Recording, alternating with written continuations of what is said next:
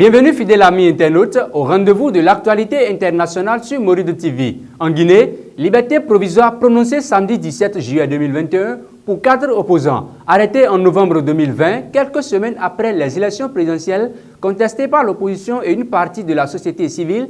Ces 4 responsables majeurs du principal parti de l'opposition bénéficient d'une liberté conditionnelle. Il s'agit de Ibrahima Chérif Ba, Abdoulaye Ba, Selou Baldé et Ousmane Diallo. Ils étaient tous hospitalisés pour des problèmes de santé divers depuis la semaine dernière. Ils étaient poursuivis pour, entre autres, troubles à l'état par la dévastation et le pillage, atteinte aux institutions de la République, participation à un mouvement insurrectionnel, des charges que leur défense qualifie de fallacieuses et ne relevant que de l'imaginaire. Pour le moment, la date de leur procès n'est pas encore connue.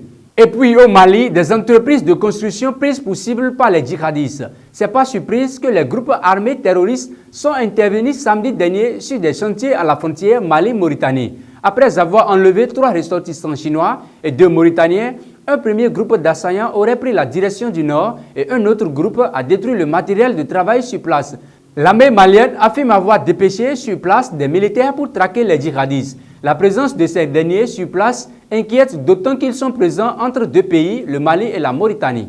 Enfin, au Burkina Faso, Jean-Luc Mélenchon a entamé dimanche 18 juillet 2021 une visite de 4 jours. Il est temps d'en finir avec l'impérialisme, le néocolonialisme, le paternalisme, souvent clamé par les politiques, mais jusque-là sans effet concret. Mais Jean-Luc Mélenchon entend convaincre les Africains. Pendant les 4 jours, il a annoncé rencontrer des responsables engagés dans la révolution citoyenne, s'exprimer au mausolée dédié à Thomas Sankara et un discours prévu mercredi à l'université de Ouagadougou.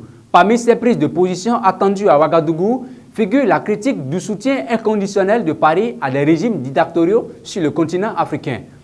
Chers amis internautes, ce sera tout pour ce rendez-vous d'information. Merci de l'avoir suivi et à bientôt pour de nouvelles informations.